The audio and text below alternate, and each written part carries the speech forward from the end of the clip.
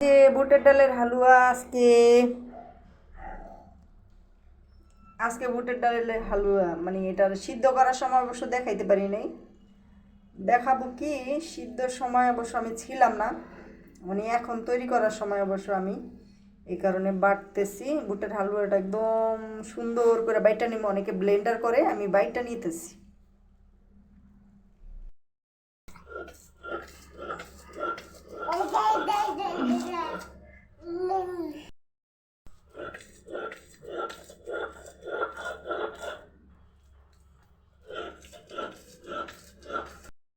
Ready, কড়াই ready.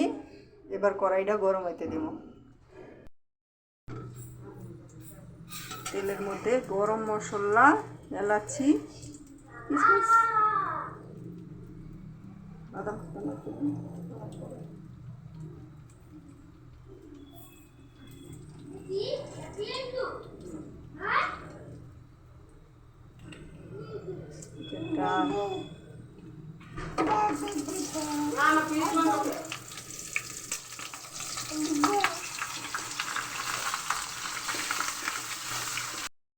তেল দেওয়ার পরে মানে আমাদের অনেকক্ষণ পর্যন্ত এগুলা করতে হইব, যে পর্যন্ত একদম শক্ত না হয়ে যায়,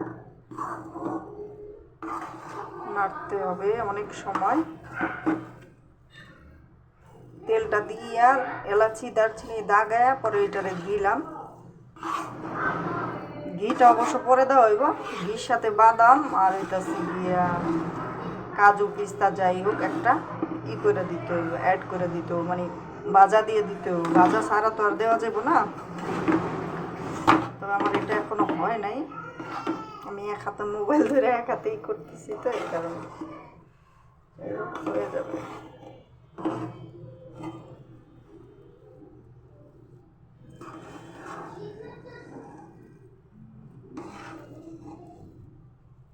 এখনো পানি আছে, এই যে পানি আছে, বোঝা যায়। যখন পানি থাকবে না এটার কালারটাও চেঞ্জ হবে, এটা দেখতেও সুন্দর লাগবে। বুটের হালুয়া এইরকমই, যে পানি আছে, বুদবুদ উঠতেছে, পানি আছে। আরও লাড়ি, তারপরে ফাইনাল লুকটা দেখাবো। লুক একদম রেডি। এটার অবশ্য চাইছিলাম উপর দিয়া ঘি দিয়া ভাইজা বাদাম দেওয়ার জন্য, সেটা পরে, কারণ এটা সাজানো হইব, এই কারণে করতে পারতেছি না। আর আজকে অনেক তাড়াহুড়া, এই কারণে অনেক কিছু হইতেছে না। আদা সম্পূর্ণ ভিডিও দিলাম, পরবর্তীতে চেষ্টা করব পুরো ভিডিও দেওয়ার জন্য। Thank you so much.